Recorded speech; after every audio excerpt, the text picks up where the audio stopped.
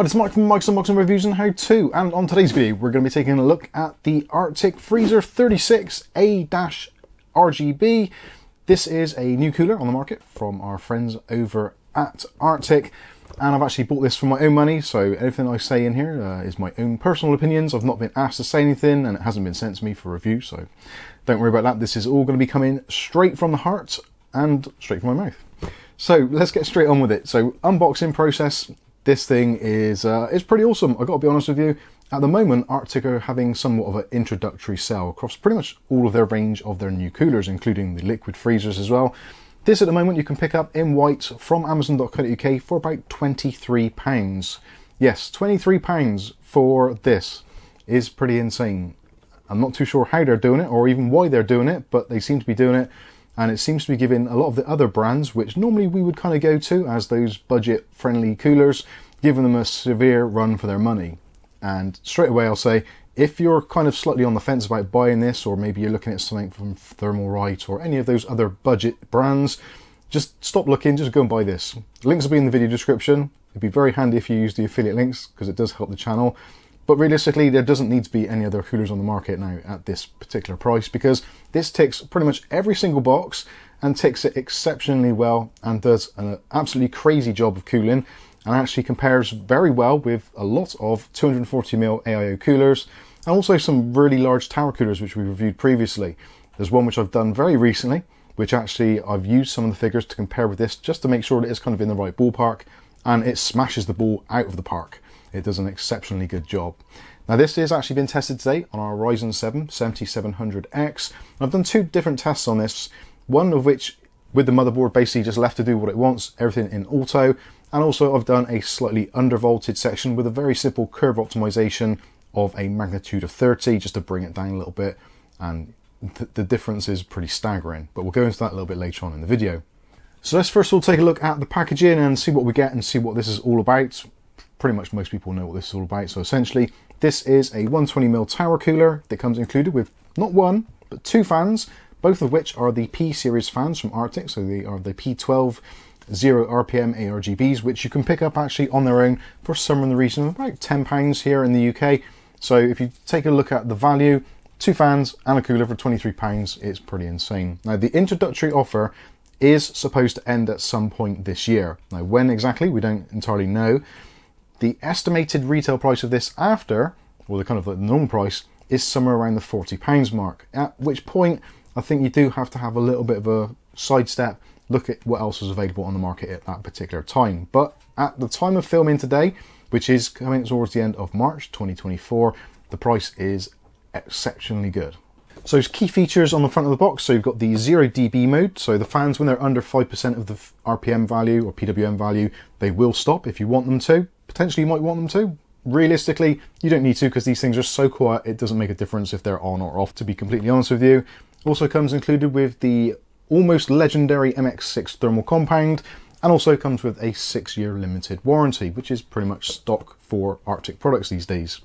Now, like I've said, this is the Freezer 36 a-rgb. There's also a non-RGB versions, and it's available both in black and white to suit whichever builds you want to do. And if you go for the kind of entry-level black version without any RGB, you'll be paying considerably less than £20, which I think is absolutely phenomenal value for money.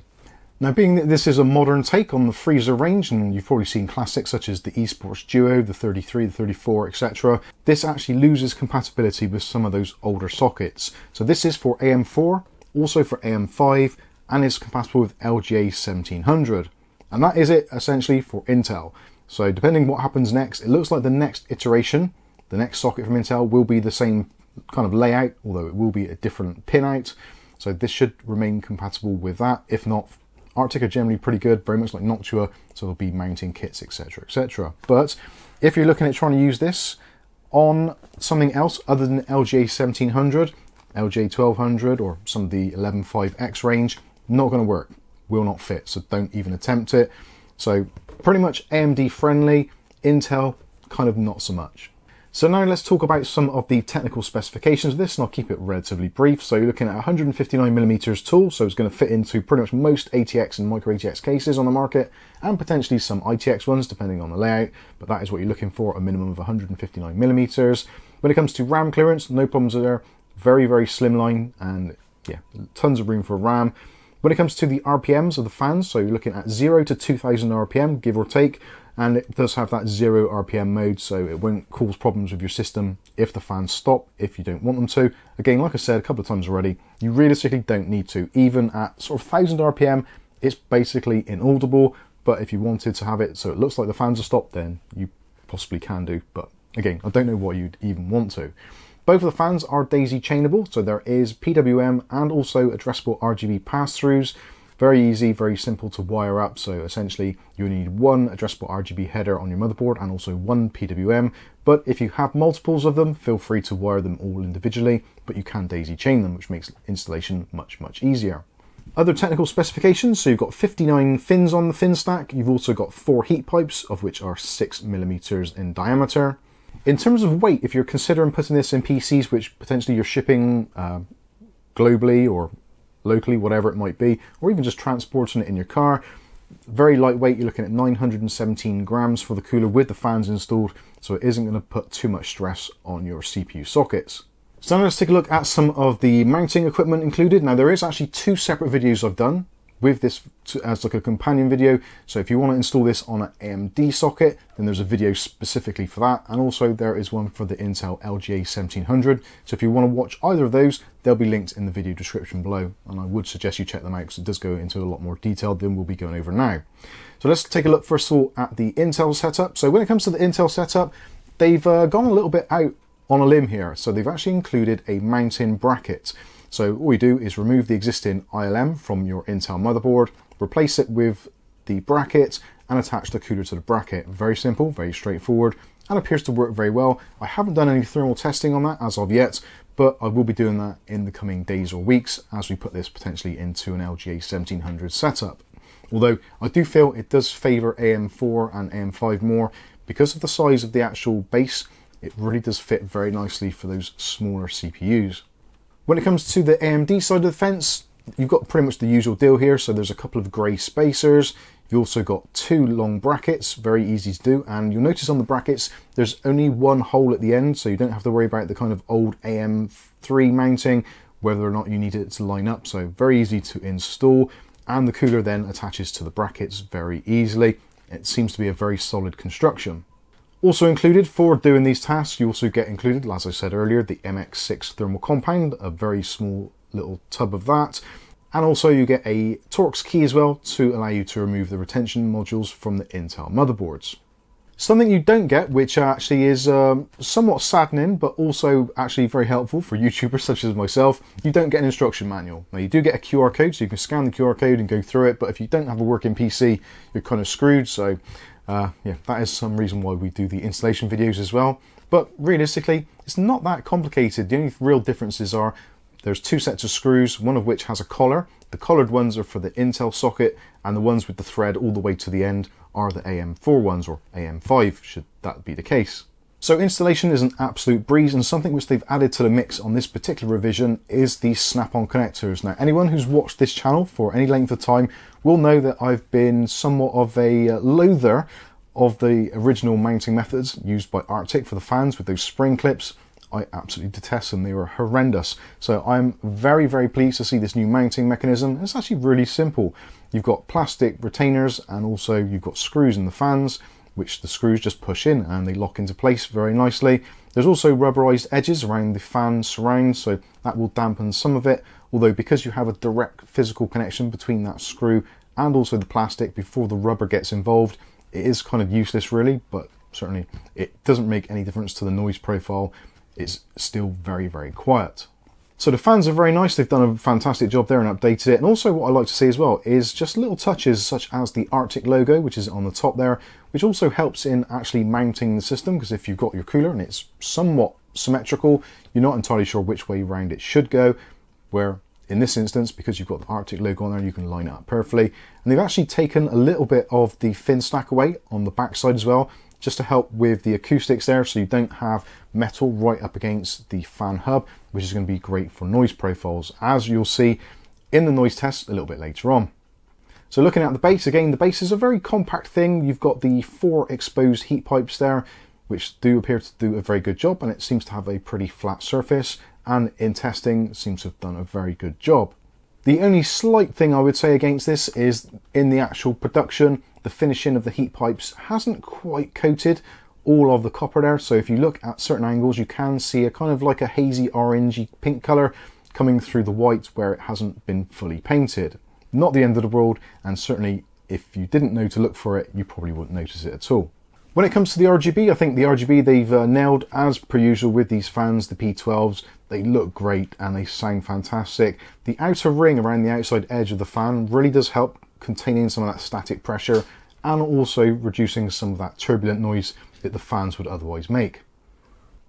So we've ticked a lot of boxes already, so it's very cheap, it's very quiet, it looks very nice, and it's very easy to install. So does it actually work any good? So let's take a look at some of the performance numbers. So like I said, I've done two tests. This is with my Ryzen 7 7700X, and I have let the motherboard take complete control and overvolt the bejesus out of this processor, which means it's going to try and run away to 95 degrees pretty much instantaneously as soon as you put an all-core load on it. But I'm happy to say, running Cinebench R23 in the stock configuration, we've got a low temperature of 35.4 degrees Celsius, and we've got a highest recorded temperature of 95.1 degrees Celsius. You'll see from the footage that I've recorded, you'll see that the cores are all bouncing around the sort of 5.1 mark as an all-core load, and we've got a score of 19,255 points. So that's not too bad at all, and again, it was absolutely silent pretty much. The fans don't get very loud at all. Looking at the Cinebench R23 with a slight curve optimization there, this tells a slightly different story. So the idle temperature, actually not much difference at all, about 1 degree in it. So we're looking at 34.3 degrees Celsius. The highest recorded temperature, 91.3 degrees Celsius. And we've increased the score by almost bang on 1,000 points. So we've now scored 20,208 points. And you'll notice again from some of the footage recorded earlier, when it's actually doing this, it's now at 5.3 gigahertz on all cores, which is a significant upgrade of 200 megahertz. Now when it comes to the actual noise profile, again I've said this thing is super quiet, it really is, and that is part of the reason actually why it's running on the desk with me now.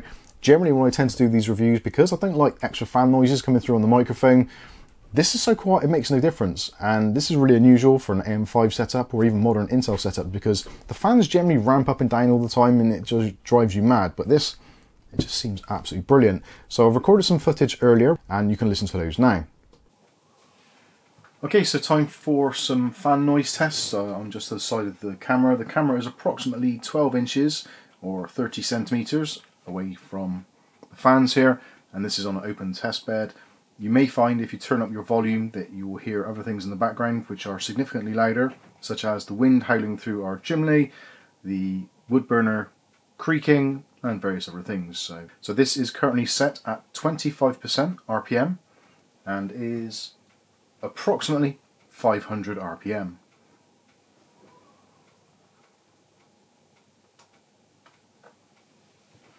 I've now just clicked it up to 50%, and hopefully you'll see a slight increase of rotational speed. You won't hear any difference in sound.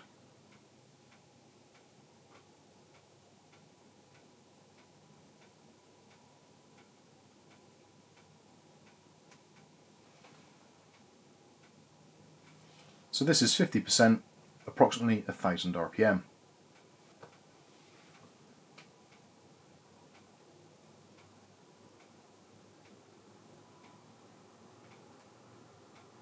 Now at 3/4 of the speed, so 1,500 RPM, and now the fan is definitely audible, but not intrusive.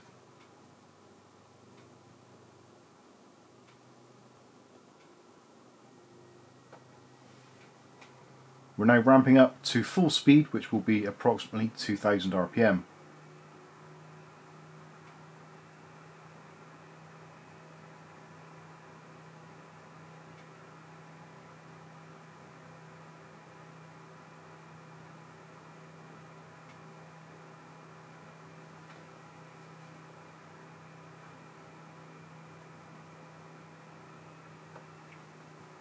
We're now going back into smart mode, and the fan speed is decreasing.